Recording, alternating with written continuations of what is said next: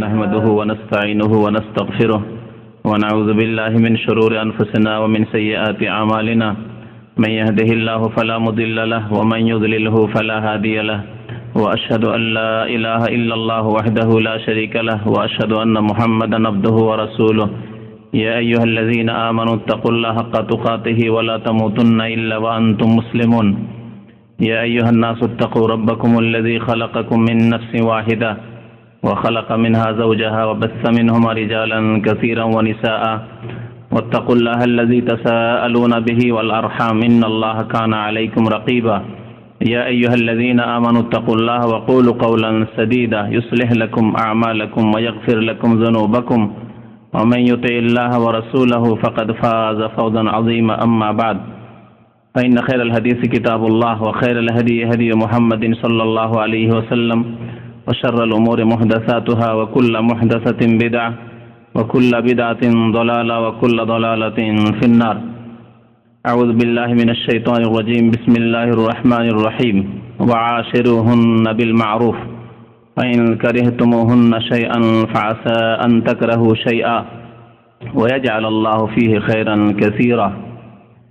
মহান আল্লাহর সমস্ত প্রশংসা যে আল্লাহ পাক রব্বুল আলামিন মানুষকে সৃষ্টি করেছেন এবং তাদেরকে নারী পুরুষে ভাগ করেছেন।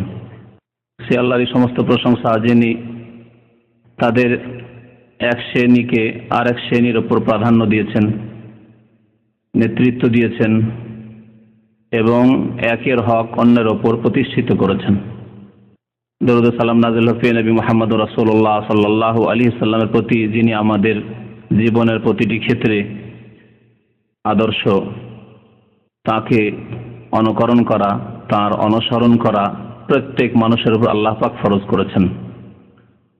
গত 2 সপ্তাহ আগে আলোচনা হয়েছিল আদর্শ নারী সম্পর্কে, যাতে অনেক মা বোনেরা ভাববেন যে হয়তো শুধু আমাদের বিষয়ে আলোচনা হলো, আমাদের করণীয় আলোচনা হলো বা আমাদের বৈশিষ্ট্য আলোচনা হলো, কিন্তু স্বামীদের, পুরুষদের বৈশিষ্ট্য আলোচনা হলো না।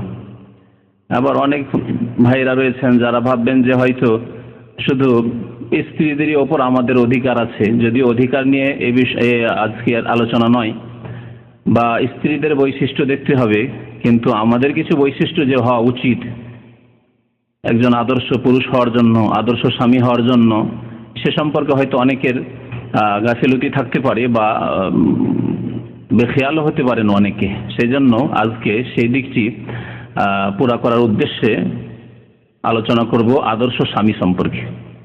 আদর্শ স্বামী একজন কেমন করে আপনি হতে পারবেন।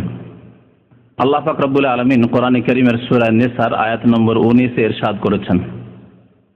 আয়াতের একটি অংশ আল্লাহ পাক ইরশাদ করেছেন, ওয়া আশিরুহুন্না বিল মারুফ, তোমরা স্ত্রীদের সাথে সৎভাবে জীবন যাপন করো বা সদাচরণ করো। ওয়া আশিরুহুন্না, তাদের সাথে জীবন যাপন করো, বিল মারুফ, সৎভাবে, যেমন সদাচরণ হওয়া উচিত। আল্লাহ পাক বিল মারুফ বলেছেন। এই মারুফের ব্যাখ্যা হবে আজকে, যে কেমন আচরণ করলে আপনি তার সাথে মারুফ, সৎ ব্যবহার করতে পারবেন, সদ আচরণ করতে পারবেন এবং আপনিও শান্তিতে জীবন যাপন করবেন এবং আপনার যে জীবনের সাথী তিনিও শান্তিতে জীবন যাপন করবেন। কারণ এতে উভয়ের শান্তি রয়েছে। আল্লাহ পাকের দিন জীবনের প্রতিটি ক্ষেত্রে প্রতিষ্ঠিত করলে, কায়েম করলে, তাতে যেমন পুরুষের শান্তি রয়েছে তেমন স্ত্রীর শান্তি রয়েছে, সবার শান্তি রয়েছে। ফাইন কারিহতুমুহুন্না, তারপর আল্লাহ বলছেন যদি তাদের কোনো কিছু খারাপ লাগে বা তাদের কাউকে তোমাদের খারাপ লাগে, ফাইন কারিহতুমুহুন্না শাইআ, স্ত্রীদের যদি আচার আচরণ খারাপ লাগে, কথাবার্তা খারাপ লাগে, কোনো দিক ঘৃণা করো, পছন্দ হয় না।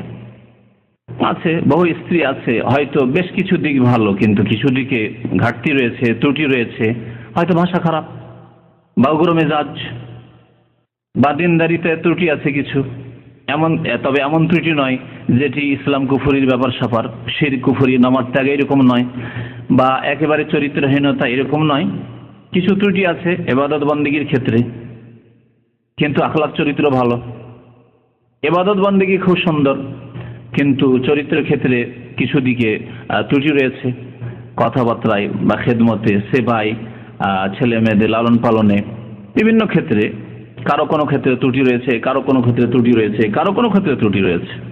আল্লাহ পাক রব্বুল আলামিন কোনো ব্যক্তিকে পৃথিবীতে পূর্ণরূপে সমস্ত বৈশিষ্ট্য ভালো দিয়ে সৃষ্টি করেননি।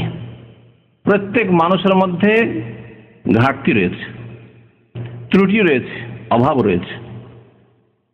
একমাত্র পূর্ণতার অধিকারী আল্লাহ পাক রব্বুল আলামিন, আল কামাল লিল্লাহি সুবহানাহু ওয়া তাআলা। সমস্ত উত্তম গুণ, ভালো গুণ, পূর্ণ মাত্রায় একমাত্র আল্লাহ পাকের মধ্যে রয়েছে।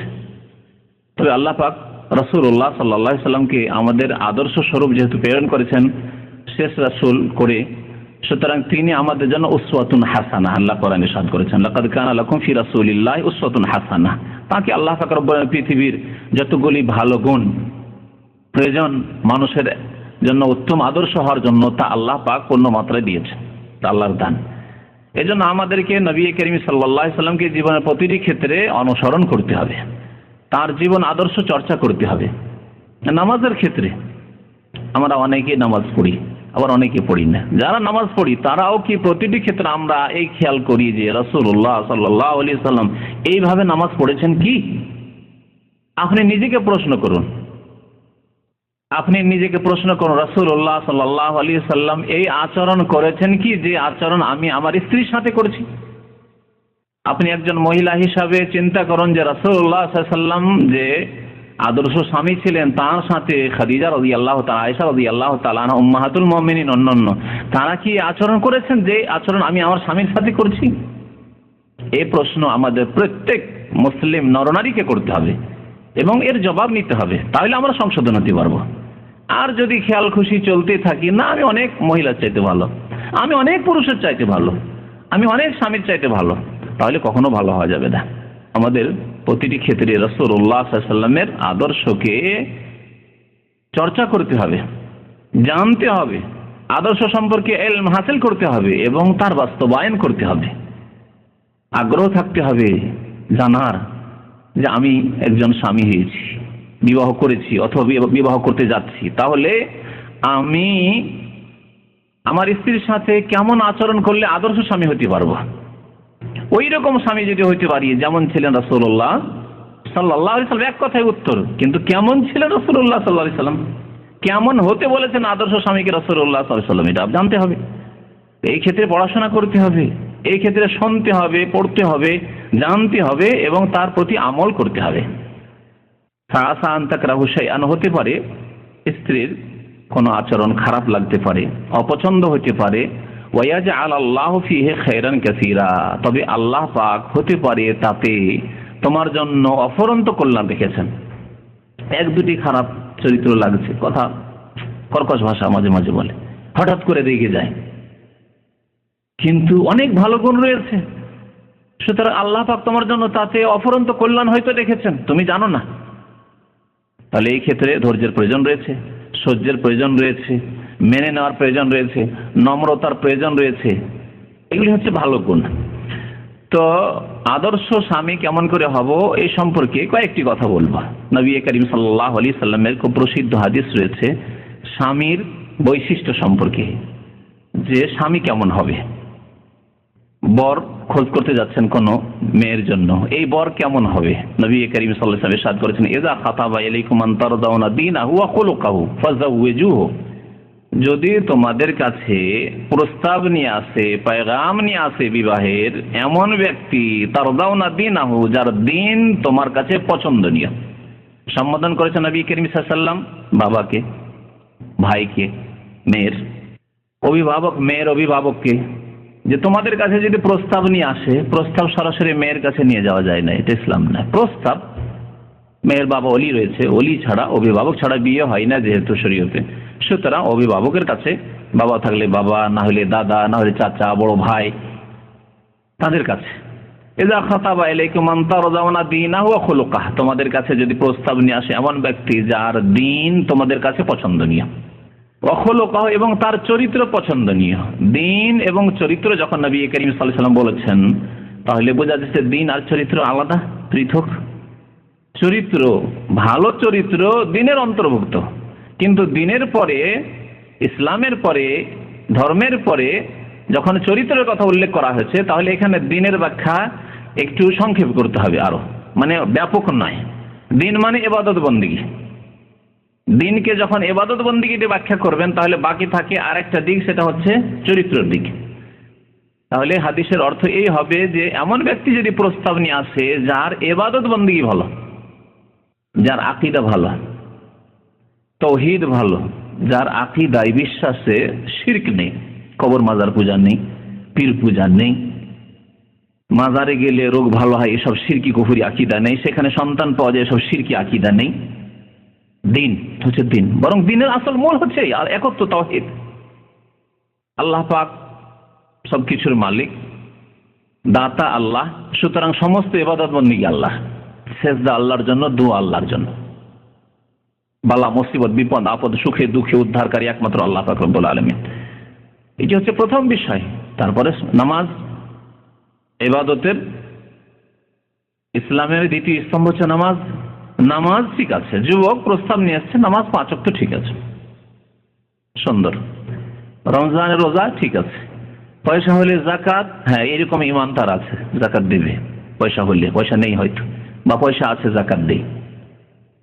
এইভাবে যেই বাড়িতে আপনি মেয়েকে তুলে দিতে যাচ্ছেন সেই বাড়িতে পর্দা আছে, হিজাব পর্দা ফরজ, পর্দা আছে বাড়িতে, মা বাবা নামাজি, ধার্মিক, দিনকে ভালোবাসে, তাহলে ছেলে দিনকে ঘৃণা করতে পারে না, তারও খোঁজ রাখতে হবে। সাবালক যখন এসে ছেলের খোঁজ রাখতে হবে, কিন্তু সাধারণত মা বাবা যদি সত্যিকার অর্থে দিনদার হয়, ইবাদত বন্দেগী সুন্দর হয়, তাহলে ছেলেরও ইবাদত বন্দেগী সুন্দর হবে। তো ইবাদত বন্দেগী, দিন মানে ইবাদত বন্দেগী তার ভালো, ও খুলুকাহু, এবং তার চরিত্র ভালো, কারো সাথে তার বিবাদ নেই, মারামারি নেই, ঝগড়া নেই, ফাসাদ নেই, কোনোদিন তার চরিত্র নষ্ট করেনি, জিনা ব্যভিচার করে, মদ পান করে ইত্যাদি, জুয়া খেলে, যার অনেকগুলি আমাদের সমাজে এখনো দেখি, চরিত্রের কিছু দিক দেখি, কিন্তু আমাদের খোঁজ খবর রাখি না, খোঁজিনি না আমরা, কিন্তু দেখি ছেলে জুয়া খেলে না তো, ছেলে নেশা করে না তো, এগুলো দেখে, এখনো দেখে, অনেক মুসলিমও দেখে।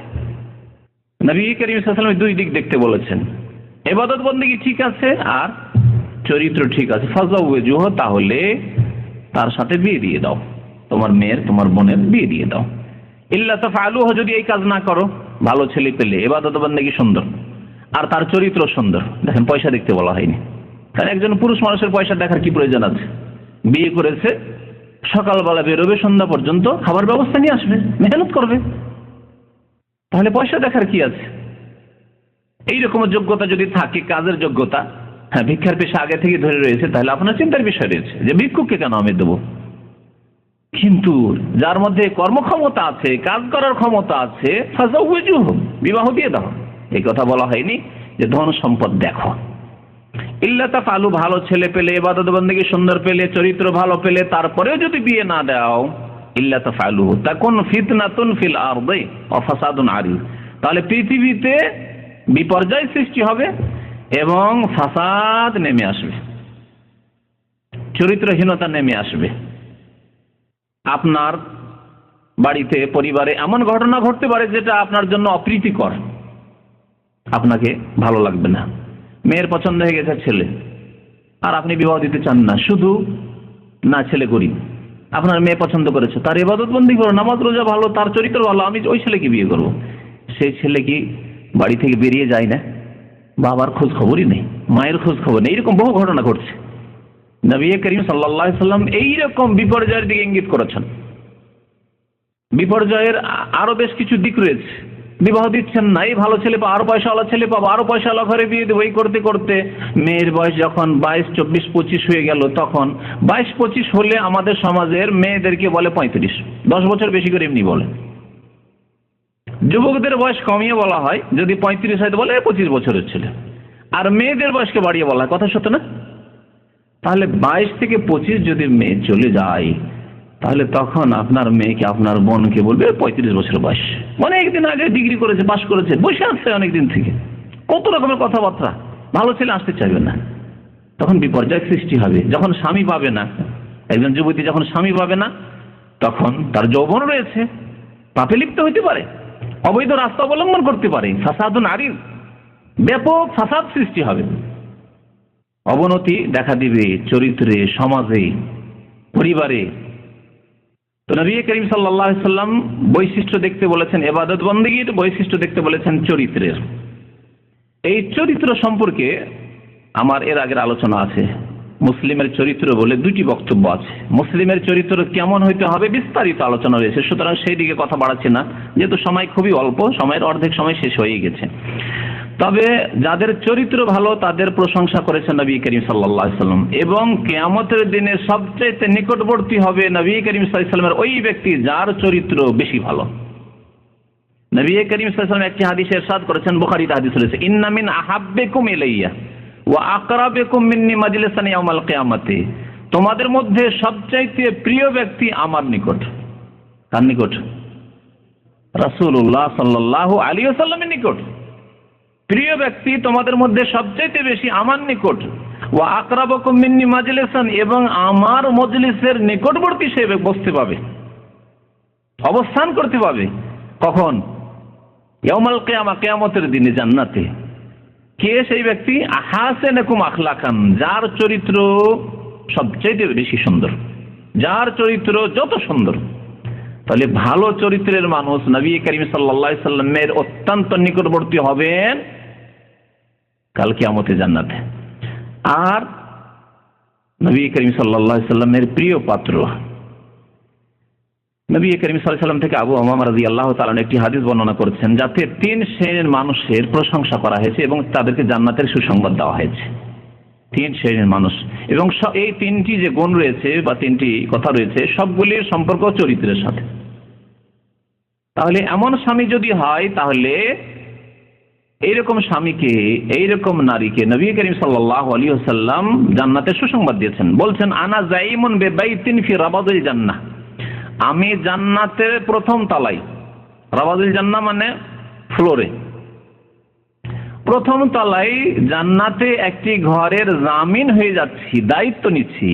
রাসূলুল্লাহ সাল্লাল্লাহু আলাইহি ওয়াসাল্লাম ইরশাদ করছেন, কার জন্য? লেমান তারাকাল মেরা ওয়াইন কানা মুহিত্তান, যদি সেই ব্যক্তি হকপন্থী হওয়া সত্ত্বেও, ন্যায্য অধিকার রাখা সত্ত্বেও ঝগড়া বিবাদকে পরিত্যাগ করেন, ঝামেলা চাই না আমি, হক তার, জমি তার, বাড়ি তার, ন্যায্য অধিকার তার, কিন্তু দেখছে যে এই ন্যায্য অধিকার যদি দাবি করতে যায়, এই নিয়ে যদি কথা বাড়াতে যায়, তাহলে কি হবে?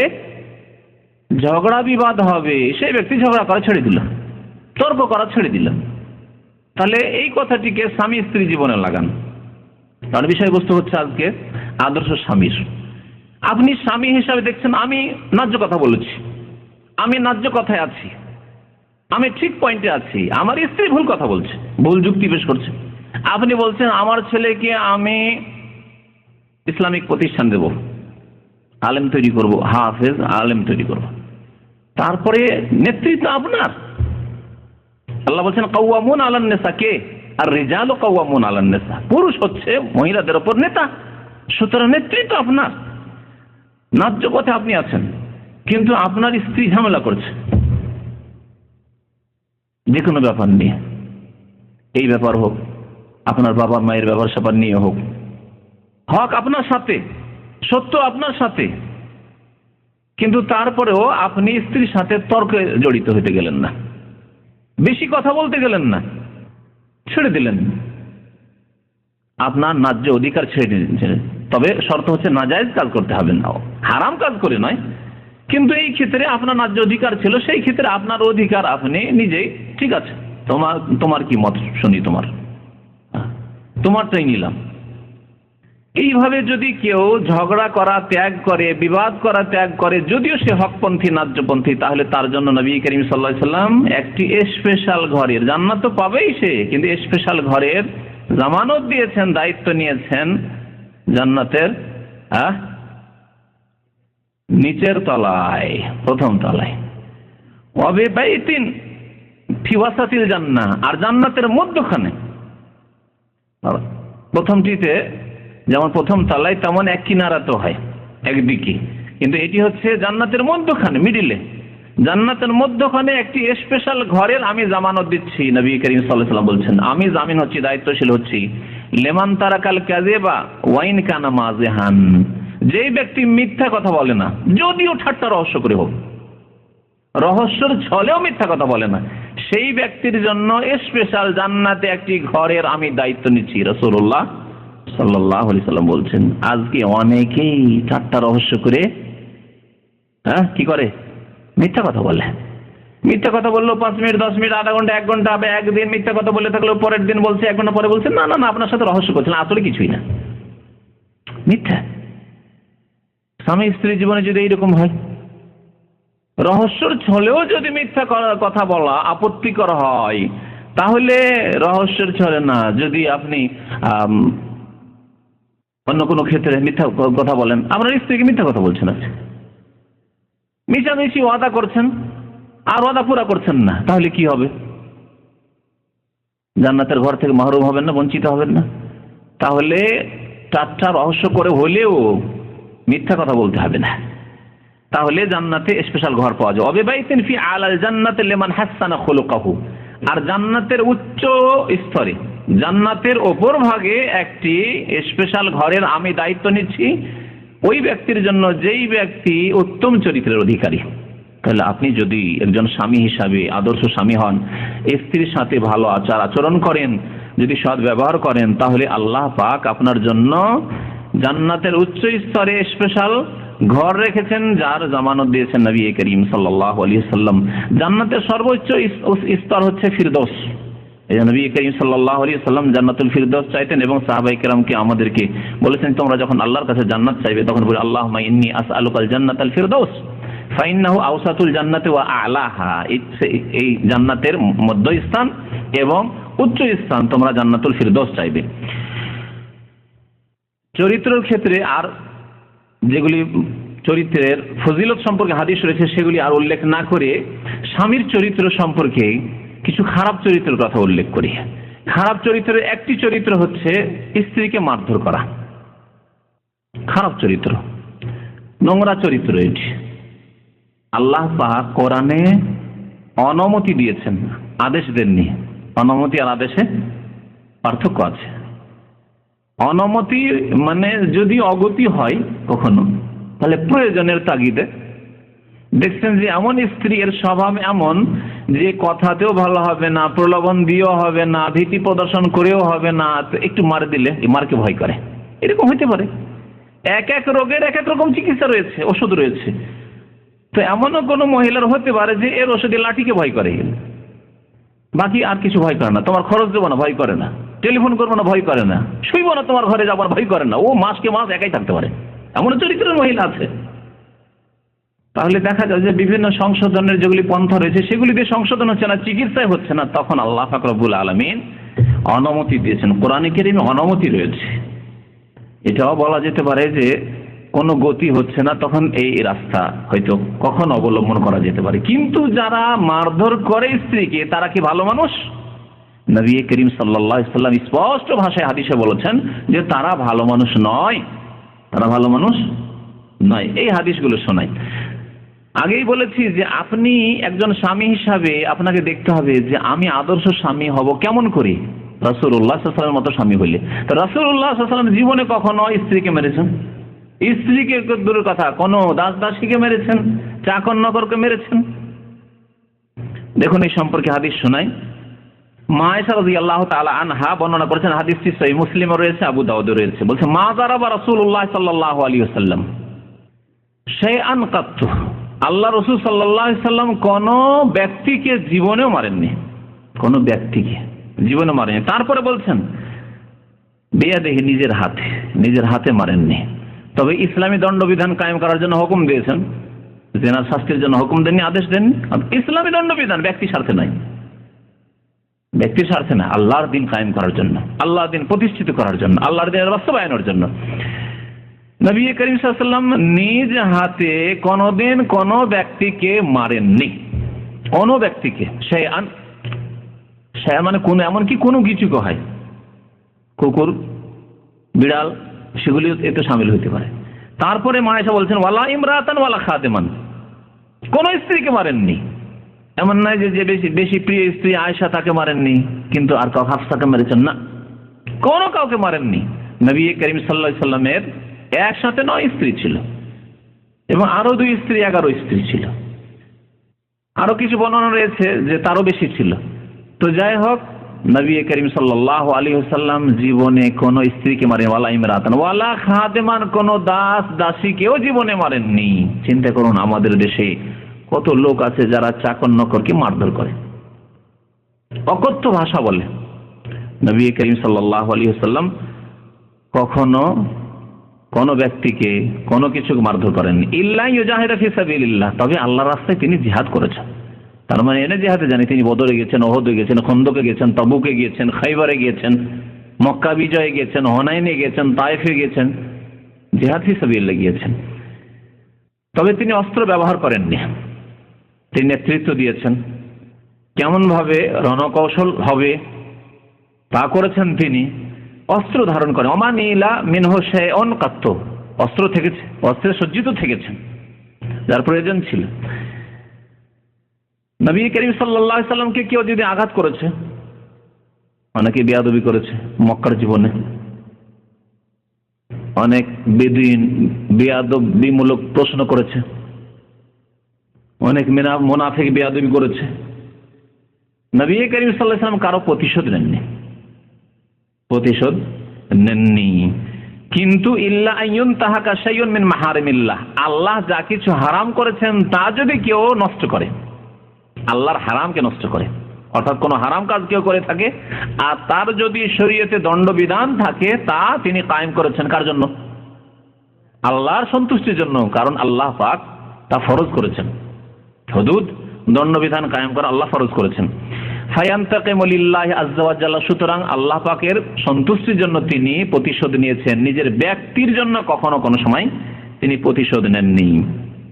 রাসূলুল্লাহ সাল্লাল্লাহু আলাইহি ওয়াসাল্লামের আদর্শ ছিল না স্ত্রীকে মারধর করা, অশ্লীল কথাবার্তা বলা, কখনো ছিল না।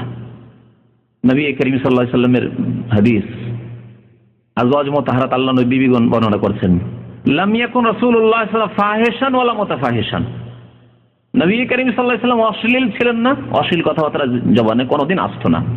আবার কিছু লোক অশ্লীল নয় কিন্তু অশ্লীলতা প্রকাশ করে, মানে তার চরিত্র প্রকৃতির স্বভাব অশ্লীলতার নয়, কিন্তু দেখে যে না এখানে এই লোকটি খুব ভুল করেছে, আমার স্ত্রী চরম অন্যায় করেছে, তখন গাল বের হয় না তবু জবরদস্তি করে বের করে, টেনে টুনে বের করে, একে বলা হয় মুতাফাহিশ বলা হয়। স্বভাব অশ্লীল স্বভাব নয়, কিন্তু মাঝে মাঝে চেষ্টা করে অশ্লীল কথাবার্তা বলা। অনেকে আছে জন্মগত ভালো মানুষ বা পারিবারিক দিক দিয়ে ভালো মানুষ, ভদ্র মানুষ, ভদ্র পরিবেশে মানুষ হয়েছে, ও খারাপ নোংরা গালি গালাজ জানেন না, কিন্তু দেখে যে না এ খুব বাঁকা, এ বাঁকাকে সোজা করলে গালি দিতে হবে, তখন ও খোঁজ করে করে গালি খোঁজ করে। এইরকমও ছিলেন না নবী করিম সাল্লাল্লাহু আলাইহি সাল্লাম। আজকাল এরকম অনেকই পাওয়া যাবে। লাম ইয়াকুন ফাহিশান ওয়ালা মুতাফাহিশান, নবী করিম সাল্লাল্লাহু জীবনে কোনো অশ্লীল কথা না বলতেন, না তার স্বভাব ছিল, না তিনি বানিয়েও বলতেন। নবী করিম সাল্লাল্লাহু আলাইহি সাল্লাম মদিনায় একবার স্ত্রীদেরকে মারার অনুমতি দিলেন, আয়াত নাযিল হলো, ওয়াল্লাতি তাখাফুনা নুশুযাহুন্না, আয়াতটি আপনাদেরকে শুনিয়ে দিই। আল্লাহ বলছেন, যদি তোমাদের স্ত্রীদের পক্ষ থেকে এইরকম আশঙ্কা হয় যে এরা অবাধ্য হয়ে যাচ্ছে, নামাজ পড়তে বলছি নামাজই পড়ে না, উঠতে বলছি ফজরে উঠছি উঠেই না, অবাধ্য, নুশুযাহুন্না। এইরকমই হকের ক্ষেত্রে, অধিকারের ক্ষেত্রে যেগুলি রয়েছে সেই ক্ষেত্রে অবাধ্য। আল্লাহ বলছেন যদি অবাধ্য হয়ে যায় কোন স্ত্রী, ফায়েযুহুন্না, প্রথম পদক্ষেপ আল্লাহ কি বলছেন? উপদেশ দাও, বোঝাও, তাকে উপদেশ দাও। বাড়িতে অবস্থান করতে বলছেন, বোরকা পরে বেরোতে বলছেন, ও শাড়ি পরে বেরিয়ে যাচ্ছে। তুমি হাট বাজারে যাবে না, তোমার ভাই আছে যথেষ্ট। তুমি একা তোমার বাবার বাড়ি থেকে আমার বাড়ি আসবে না, বা আমার বাড়ি থেকে তোমার বাবার বাড়ি যাবে না, তোমার ভাই এসে বা তোমার বাবা নিয়ে যাবে, দুলাভাইয়ের সাথে চলে যাচ্ছে, নাজায়েজ কাজ করলো, মাহরাম ছাড়া অন্য কারোর সাথে হারাম কাজ করলো। এগুলি হচ্ছে নুশুজ, নাফরমানি করা, বিরুদ্ধাচরণ করা স্বামীর। এইরকম অনেক রকমের বিরুদ্ধাচরণ রয়েছে যা হয়ে থাকে এক শ্রেণী নারীদের পক্ষ থেকে। আল্লাহ বলছেন উপদেশ দাও, প্রথমখানে বোঝাও, এই নয় এক শ্রেণীর মূর্খদের মতো জানতে পারলো যে এরকম অন্যায় কাজ করেছে, টেলিফোনটা উঠিয়েই তুমি এরকম কাজ করেছো, চরম অন্যায় করেছো, তালাক তালাক তালাক দিল একসাথে 3 তালাক। দেশি তরিকায়, ইসলামী তরিকায় নাই, ইসলামী তরিকায় হারাম। সর্বসম্মতি করবে হানাফি, শাফি, মালিকি, হাম্বলি 4 মাযহাবে একসাথে 3 তালাক দেওয়া হারাম। হিদায়ায়ে বেকায়া খুললেও পাবেন তাতে যে তালাকে বিদি আর মুহাররম, বিদাতি এবং হারাম তালাক হচ্ছে একসাথে 3 তালাক দেওয়া। তালাকুস সালাসে ওয়াহিদা, মাররা ওয়াহিদা, একবারই 3 তালাক দেওয়া। তাহলে এই হারাম কাজ আমাদের দেশের অহরহ হচ্ছে, আর মূর্খদের দ্বারা হচ্ছে সামান্য ছোটখাটো কথা। আল্লাহ বলছেন উপদেশ দাও, উপদেশ দিয়েও হয় না, বুঝাইলেন কিন্তু হচ্ছে না। একবার বুঝালেন হলো না, আরেকবার দেখছেন। আপনার শাবালক ভাইয়ের সাথেই চলে গেছে ঢাকা ঘুরতে, সিনেমায় চলে গেছে, নাউযুবিল্লাহ। ওয়াহজুরুহুন্না ফিল মাযাজি, দ্বিতীয় পদক্ষেপ আল্লাহ বলছেন যে তাদের বিছানা আলাদা করে দাও, শুয়ো না তার সাথে। বিছানা আলাদা, তোমার বিছানা আসতে দিও না। কাছে থাকলে, দূরে থাকলে কি করবেন? দূরে থাকলে ঠিক আছে, টেলিফোন বন্ধ করে দেন, খরচ পাঠানো বন্ধ করে দেন। যে তুমি অবাধ্য, তখন তোমার জন্য খরচ নেই আমার পক্ষ থেকে, আমার টেলিফোনের পয়সা নেই তোমার জন্য, ব্যাস। আল্লাহ বলছেন ফাইন আতা'নাকুম ফালা তাবগু আলাইহিন্না সাবিলা, যদি তারা শুনে নেয়, এতে হয়ে যায় সম্পর্ক ছেদ করলেন, কথাবার্তা বলছেন না, ঘরে যাচ্ছেন না, একসাথে শুইছেন না, তাতেই যদি সংশোধন হয়ে যায়, ভুল স্বীকার করে না যে জীবন আর ভুল করবো, যা করেছি অন্যায় করেছি, তাহলে অন্য কোন রাস্তা অবলম্বন করিও না, মানে খবরদার তালাকের কথা চিন্তাই করিও না। কত দূরে তাহলে তালাক। ফালা তাবগু আলাইহিন্না সাবিলা, তালাকের রাস্তায় খোঁজ করিও না। আল্লাহ পাক রব্বুল আলামিন তৃতীয় পদক্ষেপ বলছেন যে মারো, মার দাও। যদি সম্পর্ক ছেদ করে হইল না, টেলিফোন বন্ধ করে হইল না, তাহলে মার দেওয়ার অনুমতি আল্লাহ দিয়েছেন, আদেশ দেননি। আদেশ যদি হইতো তো রাসূলুল্লাহ সাল্লাল্লাহু আলাইহি ওয়াসাল্লাম স্ত্রীকে মারতেন, কখনো মারেননি। তো নবী করিম সাল্লাল্লাহু আলাইহি ওয়াসাল্লাম যখন অনুমতি দিলেন, তখন বেশ কিছু সাহাবায়ে কেরাম, তাদের জামানাও স্ত্রী বাঁকা ছিল, অনেকের স্ত্রী বাঁকা ছিল, তো তারা মার দিলেন। যেহেতু আল্লাহ নবীর অনুমতি পেয়ে গেছি, মার দিলেন। নবী সাল্লাল্লাহু আলাইহি ওয়াসাল্লাম বললেন কালা রাসূলুল্লাহ তাযরিবু ইমা আল্লাহ, প্রথম বলেছিলেন খবরদার আল্লাহর দাসীদেরকে, আল্লাহর বান্দীদেরকে তোমরা মারধর করিও না। এটাই ছিল নবী সাল্লাল্লাহু আলাইহি ওয়াসাল্লাম আদেশ, মারিও না স্ত্রীদেরকে। এই খবর পেয়ে স্ত্রীরা বেড়ে গেল যে আল্লাহ নবীর হুকুম হয়েছে যে মার তো দেওয়া যাবে না, মার দিবে না। তখন স্ত্রী আর স্বামীর কে এতরাজ করে, স্বামীর সাথে ঝগড়া করে, তর্ক করে, বাড়াবাড়ি করে। তখন ফাজা ওমর ইলা রাসূলিল্লাহ সাল্লাল্লাহু আলাইহি ওয়াসাল্লাম, ওমর রাদিয়াল্লাহু তাআলা আল্লাহ রাসূল সাল্লাল্লাহু আলাইহি ওয়াসাল্লামকে বললেন, রাগী মানুষ এবং হক্কানি মানুষ, হকের উপর তিনি শক্ত খুব। ইয়া রাসূলুল্লাহ, আপনি কি করলেন? আপনি বলে দিলেন আমাদেরকে যে স্ত্রীদেরকে মারা যাবে না, স্ত্রীদেরকে মারি না, সব বাঁকা হয়ে গেছে, বাঁকা হয়ে গেছে সব। ওদের এতরাজের শেষ নেই, আর ওদের তর্ক বিতর্কের শেষ নেই, আর বেয়াদবির শেষ নেই। কি করতে হবে? বলছেন জায়রনান নিসা আলা আজওয়াজিহিন্না, স্বামীদের সামনে তাদের সাহস বেড়ে গেছে। নবী সাল্লাল্লাহু আলাইহি ওয়াসাল্লামের কথা শুনে তাদের সাহস বেড়ে গেছে যে মারতে তো পারছে না স্বামীরা, কারণ আল্লাহ নবী নিষেধ করেছেন সাল্লাল্লাহু আলাইহি ওয়াসাল্লাম, রাহমাতুল আলামিন, বিশ্বজাহানের রহমত, নিষেধ করেছেন। ফারাখাসা ফি দারবিহিন্না, তখন নবী সাল্লাল্লাহু আলাইহি ওয়াসাল্লাম অনুমতি দিলেন, ছাড় দিলেন, মারতে পারো। যখন এইরকমই হচ্ছে, বেড়ে গেছে, তারা তো মার দিতে পারো। এই মার দেওয়ার হুকুম হয়েছে। আর স্বামীও তো আর একরকম না, যেমন মহিলারাও একরকম না, তো স্বামীও একরকম না। এই যে স্বামীরা রাগী স্বামী ছিল, আর যাদের স্ত্রী দেখে একটু বেশি বাক, মারতে শুরু করেছে, ভালোই মার দিয়েছে, অন্যায় করে ফেলেছেন অনেক সাহাবায়ে কেরাম রাদিয়াল্লাহু আনহুম। ফাতাফা বিআলি রাসূলিল্লাহ, সুবহানাল্লাহ, সন্ধ্যা হয়েছে, নবী সাল্লাল্লাহু আলাইহি ওয়াসাল্লামের বাড়ি সেই মহিলারা অভিযোগ নিয়ে চলে এসেছে। সন্ধ্যাবেলা ভিড় লেগে গেছে নবী করিম সাল্লাল্লাহু আলাইহি ওয়াসাল্লামের বাড়ি, মদিনার মহিলাদের।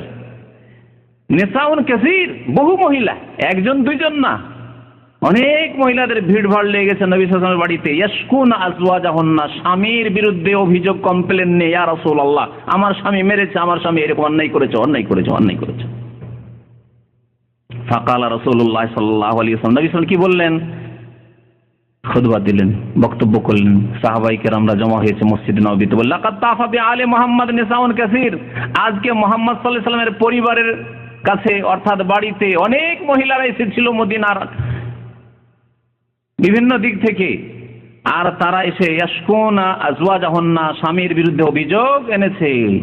শুনে রেখো, লাইসা উলাইকা বিখিয়ারিকুম, যারা স্ত্রীকে মারধর করেছে তারা তোমাদের মধ্যে ভালো মানুষ নয়। তাহলে সাহাবায়ে কেরামদেরকে যদি নবী সাল্লাল্লাহু আলাইহি কথা বলেন যে যেই সব সাহাবী স্ত্রীকে মেরেছে তারা ভালো মানুষ নয়, তো আজকের জামানায় সাধারণ মুসলমান যারা, তারা যদি স্ত্রীকে মারধর করে তাহলে তারা কি ভালো মানুষ? লাইসু বিখিয়ারিকুম, তারা ভালো মানুষ নয়। তাহলে যারা স্ত্রীকে মারে তারা ভালো মানুষ নয়। হাদিস আবু দাউদের, ইবনে মাজার হাদিস। এমনকি নবী করিম সাল্লাল্লাহু আলাইহি সাল্লাম যাদের স্ত্রী মারার স্বভাব আছে তাদেরকে মেয়ে দিতে নিষেধ করেছেন। শুনবেন এই মাসলা? ফাতিমা বিনতে কাইস রাদিয়াল্লাহু তাআলা আনহা, সাহাবী, মুসলিমের হাদিস, বলছেন যে তাকে তার আগের স্বামী আবু হাফস নামে এক স্বামী ছিল, তার তালাক দিয়েছিল, 3 তালাক হয়ে গেছিল। তারপরে এখন ইদ্যত পার হয়েছে। নবী সাল্লাল্লাহু আলাইহি ওয়াসাল্লামের জামানায় কোন মহিলা তালাক প্রাপ্তাই হোক আর বিধবাই হোক, বিধবা হওয়ার পরে বা তালাক হয়ে যাওয়ার পরে বাড়িতে বসে থাকতেন না। এই হিন্দুদের প্রথা ছিল না, কুপ্রথা, যা আমাদের দেশে মুসলিম সমাজে রয়েছে, যে তালাক যদি একবার হয়ে যায় তো দোষ হয়ে গেল, আর বিবাহ হচ্ছে না জীবনে। হিন্দু সমাজ। যদি বিধবা হয়ে যায় কোনো মহিলা তো স্বামী আর ভাগ্যে জুটছে না, হিন্দু সমাজ। নবী সাল্লাল্লাহু আলাইহি ওয়াসাল্লাম জামানায় বড় বড় সাহাবায়ে কেরামরা শহীদ হয়েছেন জিহাদ ফি সাবিলিল্লাহ গিয়ে। ইদ্যত শেষ হয়েছে, তাদের স্ত্রীদের বিবাহ হয়ে গেছে। কোনো দোষের বিষয় নয়, কোনো দোষের বিষয় নাই। এক শ্রেণীর লোকেরা দোষ মনে করে যে স্ত্রী বিবাহ করলে স্বামীর হক নষ্ট করলো। না, কিছুই নষ্ট না, আল্লাহ পাক তার জন্য জায়েজ করেছেন, বরং তাতেই সে গুনাহ থেকে হেফাজতে সেফ থাকবে। আর যদি বিবাহ না হয় তো হতে পারে যে তার দ্বারা গুনাহ হতে পারে, অথবা তার দ্বারা গুনাহ যদি নাও হয়, সে যদি বাঁচার চেষ্টা করে, অনেক দুষ্ট লম্পট আছে তারা অসৎ উদ্দেশ্য রাখতে পারে, যা অনেক সমাজে ঘটছে। সুতরাং বিবাহ হয়ে গেলে নিরাপদ হয়ে গেল অন্তত এই ফিতনা থেকে, পাপের। তো নবী করিম সাল্লাল্লাহু আলাইহি ওয়াসাল্লামের কাছে ওই মহিলা ফাতিমা বিনতে কাইস রাদিয়াল্লাহু তাআলা আনহা ইদ্যত থেকে হালাল হয়ে, অর্থাৎ ইদ্যত শেষ হওয়ার পরে এসে বললেন, যাকারাতাল্লাহু আন্না মুআবিয়া বিন আবি সুফিয়ান ওয়া আবা জাহমিন খাতাবানি ইয়া রাসূলুল্লাহ, আল্লাহ রাসূল সাল্লাল্লাহু আলাইহি ওয়াসাল্লাম, মুআবিয়া আবু সুফিয়ানের ছেলে মুআবিয়া, পরে যিনি খলিফাতুল মুসলিমিন হয়েছিলেন, এই মুআবিয়া আমাকে পয়গাম দিয়েছে। নবী সাল্লাল্লাহু আলাইহি ওয়াসাল্লামের কে শালা হাফসা রাদিয়াল্লাহু তাআলা আনহার ভাই, আবু সুফিয়ানের ছেলে রাদিয়াল্লাহু আনহু পয়গাম দিয়েছে। আর আমাকে আরেক যুবক পয়গাম দিয়েছে, আবু জাহাম ওর নাম। ফাকালা রাসূলুল্লাহ সাল্লাল্লাহু আলাইহি ওয়াসাল্লাম, আল্লাহ রাসূল সাল্লাল্লাহু আলাইহি ওয়াসাল্লাম বললেন, আম্মা আবু জাহমিন, আবু জাহামের কথা শোনো, ফালা ইয়াদাউ আসাহু আন আতিকিহি, সেই ব্যক্তি নিজের কাঁধ থেকে নিচে জীবনেও লাঠি রাখে না। মানে কি? সব সময় তার হাতে লাঠি। লাঠি ছাড়া কথা না, আমাদের দেশের ভাষায়, আরবি ভাষায় বলে লা ইয়াদাউ আসাহু আন আতিকিহি, কাঁধ থেকে লাঠি রাখে না, এটা শাব্দিক অর্থ। আর আমাদের দেশে বলে লোকটির লাঠি ছাড়া কোনো কথা নেই, মানে মুখে বোঝানো নেই, উপদেশ দেওয়া নেই, আর কোনো যুক্তি নেই, লাঠি, সবকিছুতে লাঠি, সব কথাতে লাঠি, লাঠি ছাড়া আর কোনো কথা নেই। এ হচ্ছে আবু জাহাম। নবী করিম সাল্লাল্লাহু আলাইহি ওয়াসাল্লাম এটাকে দোষ তুলে ধরলেন, সুতরাং আবু জাহামকে বিয়ে করিও না। তাহলে যেই যুবকের, যেই ব্যক্তির চরিত্রে এই স্ত্রী মারার স্বভাব রয়েছে, নবী করিম সাল্লাল্লাহু আলাইহি ওয়াসাল্লাম তাকে মেয়ে দিতে নিষেধ করেছেন, বোন দিতে নিষেধ করেছেন। কেমন করে চিনবেন, কেমন করে জানবেন? মেয়ের বিয়ে দিচ্ছেন, বোনের বিয়ে দিচ্ছেন, কেমন করে বুঝবেন যে এই ছেলেটা স্ত্রী মারবে? বিশেষ করে যদি প্রথম বিবাহ হয়।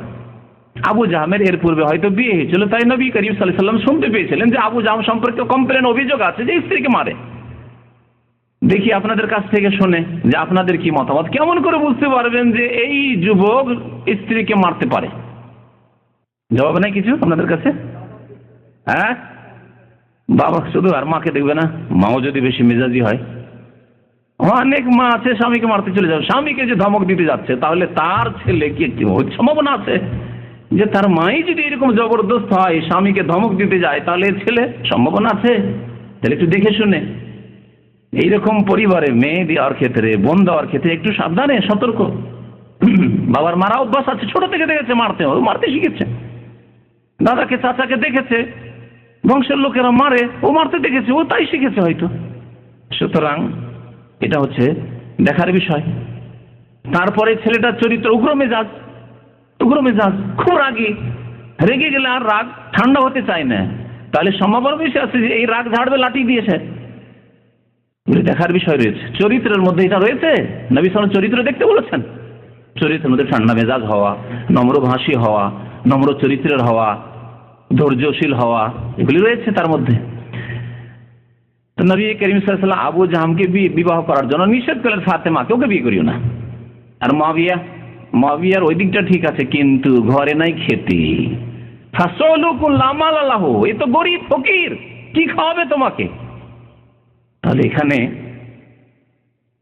দেখা যেতে পারে, যদি দেখা যায় যে আলহামদুলিল্লাহ আল্লাহ পাক আমাকে খাবার যথেষ্ট দিয়েছেন, আমার মেয়ের কোনো অভাব নেই, আমারও অভাব নেই, তাহলে একেবারে ফকিরকে আপনাকে মেয়ে দিতে হবে না, জরুরি নয়।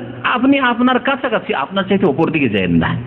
অনেকে নিজের চাইতে ওপর দিকে, নিজে যতটা তার চাইতে সম্ভ্রান্ত পরিবার, তার চাইতে পয়সাওয়ালা, পয়সা হলেই যে সম্ভ্রান্ত এমন কথা নয়। আসলে পয়সাওয়ালা পরিবারে যেতে চায়, যার ফলে তার মেয়ে বা বোন শান্তি পায় না, কারণ সেখানে গিয়ে দাসীর মতো তার সাথে আচরণ করা হয়, তোমার বাবা গরিব। কিন্তু যদি আপনার মতোই হতো, অথবা আপনার চাইতে একটু আর্থিক দিক থেকে দুর্বলই হতো, আর তার বাড়িতে মেয়ে দিতেন, বোন দিতেন, সব সময় শ্রদ্ধার পাত্র থাকতো আপনার মেয়ে বা বোন, অত্যন্ত গুরুত্বপূর্ণ এই বিষয়। এই জন্য মেয়ে দেওয়ার ক্ষেত্রে, বোন দেওয়ার ক্ষেত্রে আপনার চাইতে গরিবের বাড়ি দেন, অথবা আপনার সমান, তাহলে শ্রদ্ধা করবে, আপনার শ্রদ্ধা থাকবে জামাইয়ের অন্তরে, শ্বশুর সাহেবের শ্রদ্ধা করবে, শাশুড়ির শ্রদ্ধা করবে, স্ত্রীর শ্রদ্ধা করবে, না ভালো পরিবারের মেয়ে পেয়েছি। কিন্তু যদি আপনার চাইতে পয়সাওয়ালা বাড়িতে দেন, তাহলে এই সম্মান পাবেন না, আপনিও পাবেন না, আপনার স্ত্রীও পাবে না শ্বশুর শাশুড়ি হিসাবে, আর আপনার মেয়েও গিয়েও সেখানে সম্মান পাবে না, লাঞ্ছিত হয়ে থাকতে হবে। দেখা যেতে পারে সচ্ছলতা দেখা যেতে পারে। নবী করিম সাল্লাল্লাহু আলাইহি ওয়াসাল্লাম ফকির বললেন মুআবিয়াকে আল্লাহ পাক কি করতে পারেন না? সেই মুআবিয়াকে আল্লাহ পাক রব্বুল আমিরুল মুমিনিন বানিয়ে দিলেন, খলিফাতুল মুসলিমিন বানিয়ে দিলেন। দীর্ঘ 20 বছরের বেশি তিনি খলিফা থাকলেন। সুতরাং আমরা অনেকে যে রিজিকের জন্য পেরেশান, পেটের জন্য পেরেশান, পয়সা নেই সুতরাং ছেলে নেব না বেশি, একটি বা দুইটি যথেষ্ট। আপনি রিজিক নিজের হাতে নিয়েছেন, সুতরাং আল্লাহ পাক বরকত দেবেন না। এই ফকির মুআবিয়া আমিরুল মুমিনিন হয়ে যাচ্ছেন। দেশের বিশাল দেশ, মরক্কো পর্যন্ত, পশ্চিম দিকে, পূর্ব দিকে, আফগানিস্তান পর্যন্ত, এত বড় বিশাল দেশের মালিক হয়ে যাচ্ছেন মুআবিয়া রাদিয়াল্লাহু তাআলা আনহু। তিনি ফকির ছিলেন, বিয়ে করতে নিষেধ করলেন, বললেন কি ওয়ালাকিন ইনকাহি ওসামা বিন যায়েদ, ওসামাকে বিয়ে করে না, ওসামা বিন যায়েদ বিন হারেসা একে বিয়ে করেন। নবী করিম সাল্লাল্লাহু আলাইহি ওয়াসাল্লাম খুব ভালোবাসতেন। ওসামা দেখতে খুব কালো ছিল, বলছেন তাই ফাতেমা রাদিয়াল্লাহু তাআলা আনহা, ফাতেমা বিনতে কায়েস বলছেন ফাকারিহতু, আমি অপছন্দ করছিলাম, বিয়ে করতে চাইছিলাম না। তাহলে মেয়েদের রুচির বিষয় রয়েছে। আপনার মেয়ে থাকলে, আপনার বোন থাকলে এই স্বাধীনতা অবশ্যই দেবেন আপনি।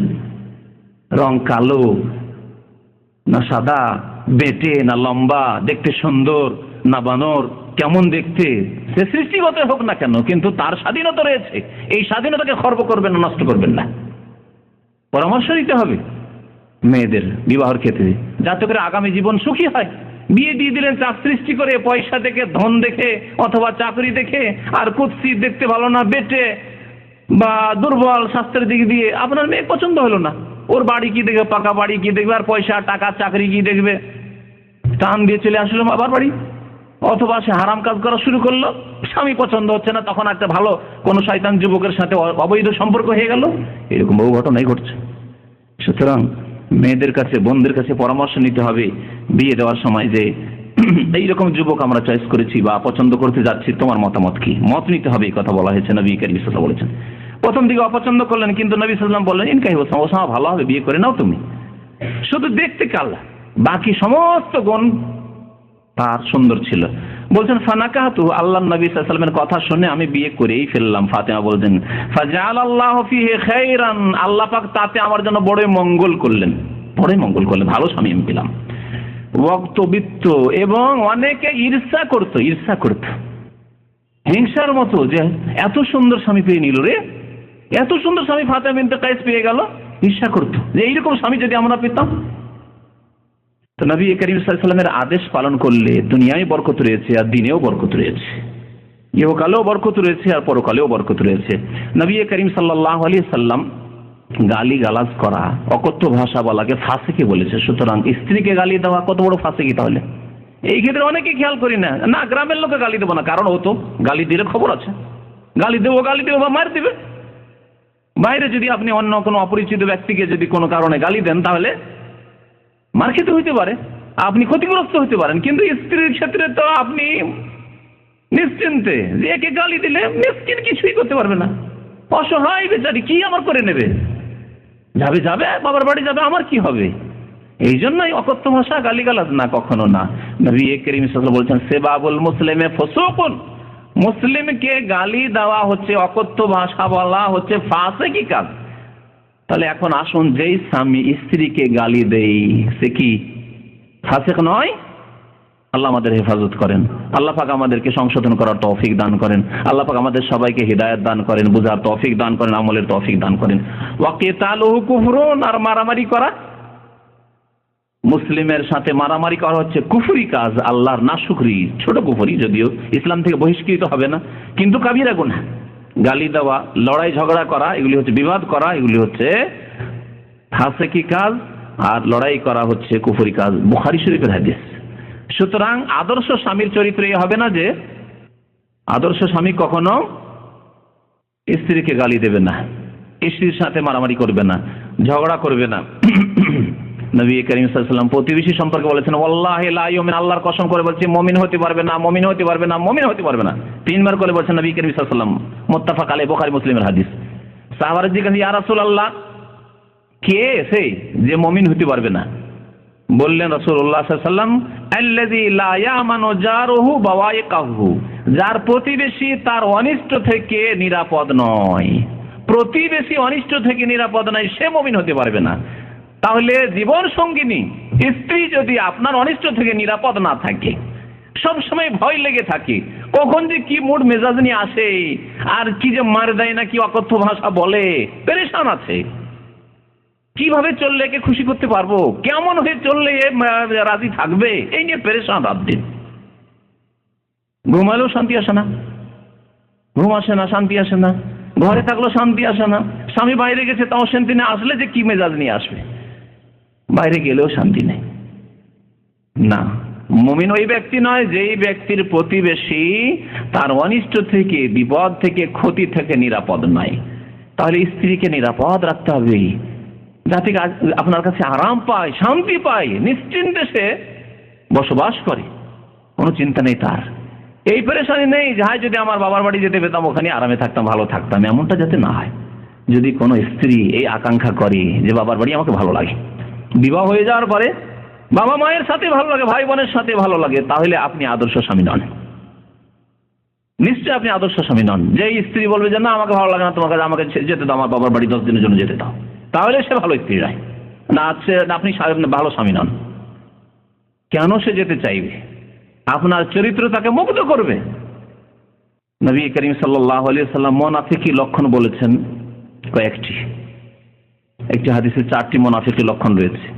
এই লক্ষণগুলি যদি স্বামী স্ত্রী জীবনে পাওয়া যায়, স্বামী স্ত্রীর সাথে যদি এরকম করেন, তাহলে আপনার মধ্যে মুনাফিকি লক্ষণ রয়েছে, আপনি মুনাফিক হয়ে যাবেন। বলছেন নবী আরবাউন মান কুন্না ফিহি, 4টি খারাপ চরিত্র রয়েছে, যদি কারো মধ্যে থাকে তাহলে সেই ব্যক্তি কানা মুনাফিকান খালেসান, সে নিখুঁত নির্ভেজাল খাঁটি মুনাফিক, খাঁটি মুনাফিক। 4টি খারাপ চরিত্র কি? আর তার মধ্যে যদি একটি থাকে তাহলে একটি মুনাফিকি চরিত্র থাকলো। যতক্ষণ এই খারাপ চরিত্রগুলি ত্যাগ না করবে, এদা উতমেনা খানা, যদি আমানত দেওয়া হয় তাহলে খেয়ানত করে, আমানত দেওয়া হয় তো খেয়ানত করে। এখানে দাম্পত্য জীবনে এই কথাটিকে ফিট করি। এই যে মেয়েটিকে তুলে দিচ্ছে মেয়ের বাবা, বোনকে তুলে দিচ্ছে ভাইয়েরা, আমানত নয় কি? 16 বছর, 18 বছর, 20 বছর মানুষ করলো, কত টাকা পয়সা খরচ করে, কত আদর স্নেহ করে, আর কত যত্ন করলো, কত পয়সা খরচ করলো, কত রকমের চিকিৎসা করলো, কত খরচ করেছে চিন্তা করুন তো একটা মেয়ের পিছনে। তারপরে আপনার ঘরে আমানত তুলে দিল, আপনি খেয়ানত করলেন। যৌতুকের জন্য মারধর, মানসিক টর্চার, মানসিক নির্যাতন। অনেকে দৈহিক নির্যাতন করে না, মারধর করে না, কারণ মারধর করলে অসুবিধা আছে আজকাল, বিশেষ করে বাংলাদেশে মারধর করলে অসুবিধা আছে।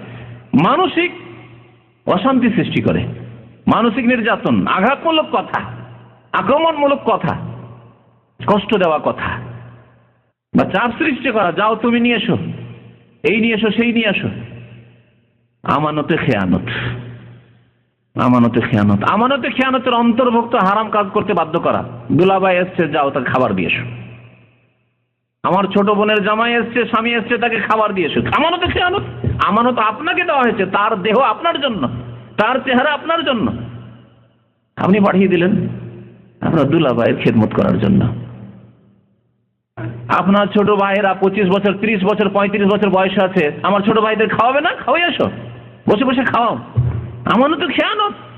হাদিসটা শুধু তর্জমা পড়ে রেখে দিলে হবে না, বাস্তব জীবনে এই খেয়ানতগুলি আমাদের হচ্ছে, বাধ্য করছি অনেক সময় আমরা। আপনার মা, আপনার স্ত্রী, শাশুড়ি বাধ্য করছে, যাও আমার জামাই এসেছে, যাও খাবার দিয়ে আসো, খাবার খাওয়াই এসো। কথা বলতে, গল্প করতে বাধ্য করছে। এ হচ্ছে আমাদের সমাজ, যে সমাজের কথা বলছি, জেনে শুনেই বলছি, দেখেই বলছি।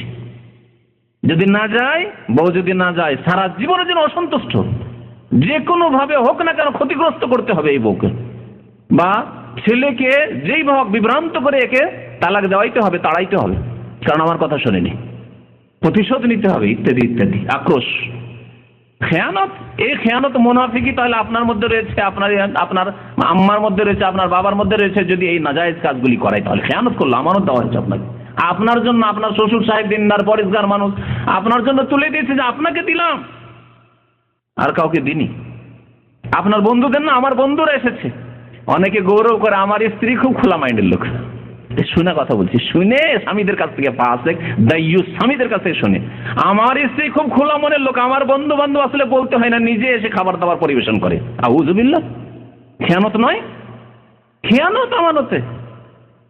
খেয়ানত করছেন আর খেয়ানতের উপর হারাম কাজের উপর ফখর করছেন, মুনাফিকি করছেন আর মুনাফিকি কাজের ব্যাপারে ফখর, গৌরব। আশ্চর্য কথা। আর কি, ওয়াইজা হাদ্দাসা কাযাবা, কথা বললে মিথ্যা বলে।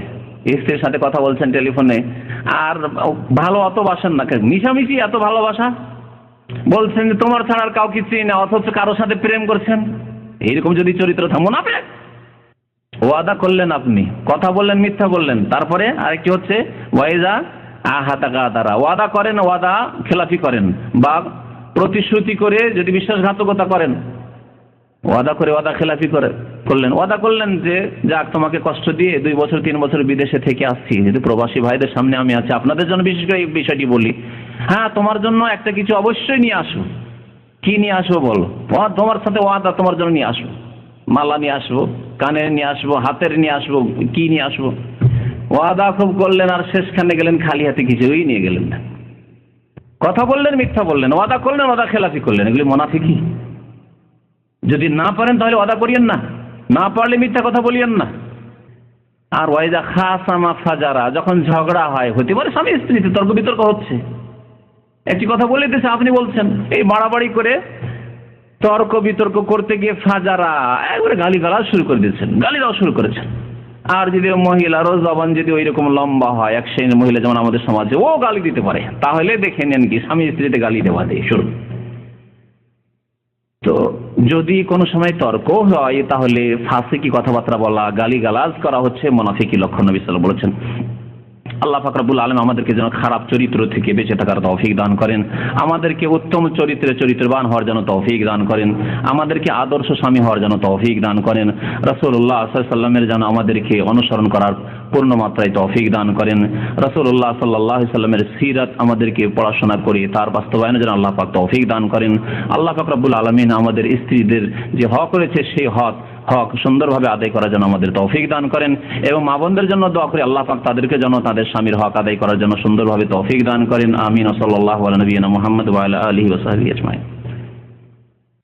নবী সাল্লাল্লাহু আলাইহি ওয়াসাল্লাম হারাম করেছেন, তার আগে ইসলামের আগে হারাম ছিল কি ছিল না সেটা আমাদের দেখার নাই। নবী করিম সাল্লাল্লাহু আলাইহি ওয়াসাল্লাম একদিন হাতে স্বর্ণ নিলেন আর রেশম নিলেন, আর বলেন ইন্না হাযাইনে, দুটি জিনিস নেওয়ার পরে বলে ইন্না হাযাইনে হারামুন আলা যুকুরি উম্মতি, এই দুইটি বস্তু আমার উম্মতের পুরুষদের জন্য হারাম, হিল্লুল লিনাসিহিম, আমার উম্মতের মহিলাদের জন্য হালাল। নবী করিম সাল্লাল্লাহু আলাইহি ওয়াসাল্লাম যা হালাল করেছেন, হারাম করেছেন, এই ক্ষেত্রে আপনাকে যুক্তি পেশ করতে হবে, এই দায়িত্ব নিয়ে আসেননি তিনি। আল্লাহ পাকের দিন আল্লাহ নাযিল করেছেন, আর প্রত্যেকটি ক্ষেত্রে আমি কেন হারাম করলাম, তোমাদের জন্য কেন জায়েজ করলাম, কেন জোহর 4 করলাম, ফজর কেন 2 করলাম, যুক্তি দিয়ে বুঝাইতে হবে। এই দায়িত্ব আল্লাহ নেননি, আর এই সওয়াল, এই প্রশ্ন করার ইখতিয়ার কোনো বান্দার নেই, নবীর কোনো উম্মতের নেই সাল্লাল্লাহু আলাইহি ওয়াসাল্লাম। সাহাবায়ে কেরামরা এই বেয়াদবি করতেন না। ওয়ায়ুসাল্লিমু তাসলিমা, আল্লাহ কোরআনে বলছেন। হ্যাঁ, চোখ বন্ধ করে মেনে নেবে, এটি হচ্ছে মুমিনের চরিত্র। তবে স্বর্ণ সাধারণত যারা ব্যবহার করে, আল্লাহ পাক কোরআনে বলেছেন আওয়ামা ইউনাশশাউ ফিল হিলিয়াতি ওয়া হুয়া ফিল খিসামি গায়রু মুবিন, যারা লালিত পালিত হয় অলংকারে তারা সাধারণত দুর্বল জাতি, দুর্বলতা। হাতে চুড়ি থাকবে, আর পায়ে আপনার যা থাকে তাই থাকবে, কঙ্কন থাকবে, আর ইত্যাদি থাকবে, গলায় মালা থাকবে, চেন থাকবে, এগুলি হচ্ছে দুর্বলতার লক্ষণ আল্লাহ পাকে। আর পুরুষদেরকে আল্লাহ দুর্বল করেননি। যদি পুরুষ দুর্বল হয়ে যায়, মহিলাদের মতো দুর্বল হয়ে যায়, কাপুরুষ হয়ে যায়, তাহলে পৃথিবী অচল হয়ে যাবে। তাই পুরুষদেরকে আল্লাহ পাক রব্বুল আলামিন পুরুষদের ওপর আরো বহু হিকমত থাকতে পারে। আল্লাহ পাক প্রত্যেকটি বিষয়ের হিকমত আমাদেরকে জানেননি, জানতে বলেননি, আর জানা জরুরিও করেননি।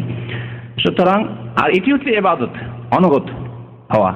এটি হচ্ছে অনুগত হওয়া, আতিউল্লাহ ওয়া আতিউর রাসূল। যে আপনাকে বলা হয়েছে, কার পক্ষে বলা হয়েছে? আল্লাহ, যিনি আপনার ভালো মন্দ সব জানেন, কোনটায় আপনার ভালো রয়েছে, কোনটায় মন্দ রয়েছে। মন্দ রয়েছে তাই আল্লাহ হারাম করেছেন। আর আল্লাহ আপনাকে পৃথিবীতে দেননি, দুনিয়ায় দেননি। আল্লাহ কোরআনে কারীমে বলেছেন লিবাসুহুম ফিহা হারির, জান্নাতে আপনাকে লেবাস, আমাকে লেবাস দেওয়া হবে ইনশাআল্লাহ তাআলা। আল্লাহ পাক যেন জান্নাত নসিব করেন। হারির রেশম দেওয়া হবে, এবং সেখানে দেওয়া হবে মিন যাহাব, হ্যাঁ, সেখানে স্বর্ণের গয়না পরবেন, জান্নাতে গয়না চলবে। কারণ সেখানে আপনার এই দায়িত্ব, শরীয়তের দায়িত্ব দেওয়া হয়নি। এবং দুনিয়াতে যে মেহনত করতে হয় পুরুষদেরকে, সেই মেহনত আর সেখানে করতে হবে না। সেখানে ভোগবিলাসের জীবন।